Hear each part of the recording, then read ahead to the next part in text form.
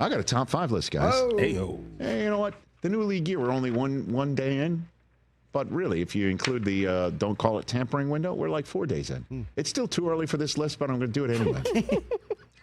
Top 5 under-the-radar acquisitions presented by Hyundai. Hit it. High five. 1, 2, 3, 4, 5. Rich's top 5. All right, here's my 5 players that have been acquired by another team that's under the radar, and I don't think it's getting enough attention paid. I'll be straight up with you about that. And number 5, we start down the street. 1 year, $9.25 million for Najee Harris. He's going to be Jim's battering ram, and we're going to see Najee Harris in this offense. And with, all due respect, is Justin Herbert the best quarterback that he's had since he's come off the campus in Alabama? In this offense, we understand the Steelers are all about running downhill and smash mouthing, and he's had 1,000 yards rushing every year of his 4 years, guys. And he's coming to the Chargers, and I can't wait to see what Najee looks like in this offense and see who the Lightning is. Is it going to be that that Kamani Vidal kid from last year? I don't know what they're going to be doing, but I'm curious to see how he's going to look and show us the lightning bolt. Number 4 on this list, I mentioned him yesterday. 2 years for $6.5 million, a bargain.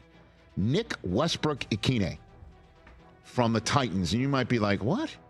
And I guarantee you, anybody who says what got beat by somebody who had this guy in fantasy Right. because they picked him up on the waiver wire after having 0 targets through the first 4 weeks last season.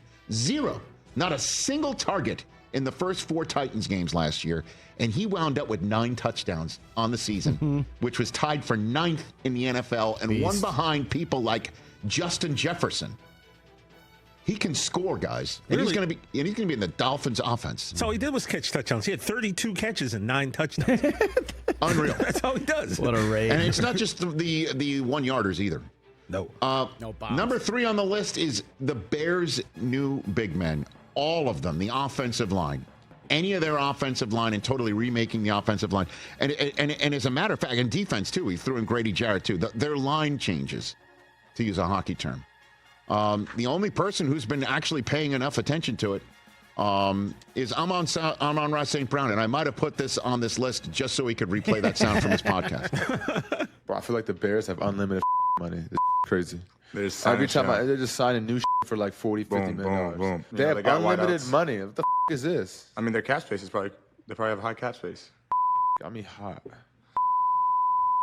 Ben's just making moves left and right. I'm like, No, it's not a 7. truck backing up in your area. It's 7 just beeps. Amon-Ra St. Brown with his brother Equanimous on their podcast. 7 beeps. Holy crap. He's not happy right now. He's the only one paying it enough proper attention. That's number 3 on my top 5 under-the-radar acquisitions list. Number 2 is the duo of 49ers that the Broncos plucked from the San Francisco defense and added to the top 5 defense from last year. I don't think people are paying attention enough. If Dre Greenlaw is healthy and this guy Hufanga can bring the noise from the back end of the defense next to the defensive player of the year in Surtain, Jr., the second. Holy crap. People are not paying enough attention.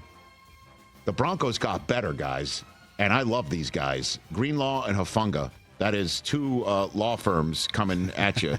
Number 1 on the list was not a signing. The Washington Commanders acquired Laramie Tunsil. That is number 1, and we're not talking about this enough. This guy is one of the best pass protectors. Everybody thought, the Pineapple Express on draft night would send him nowhere but the scrap heap of football history, and all he's done is just light people up. I did say that. And That was crazy, though. He has been awesome, and the Commanders are like, we'll take him. We'll give 4 draft picks, get 1 back, by the way, a 4th rounder in this year's draft. And nobody's talking about this enough. Laramie Tunsil is the number 1 under the radar, in my estimation, acquisition of the first few days of free agency, if you will. And that's my top 5 under the radar acquisitions presented by Hyundai. The Hyundai Getaway sales event is going on right now. Get deals so right it almost feels wrong. But don't wait. Visit your local Hyundai dealer today. I mean, I kind of left off a couple of people, but I watch Westbrook-Ikhine is just going to score a ton of touchdowns when everybody's paying attention to Tyreek Hill and Waddle there in Miami. Dennis Leary is coming up in hour number 3 in studio right here on the Rich Eisen Show. You think we need one more? Oh. Thank you. All right, we'll get I one couldn't more. fit it in when the radio audience was here, so we'll have to tell everyone about it. Holy smoke. But we're continuing on the top 5, and I appreciate you being so surprised by it. Thank you.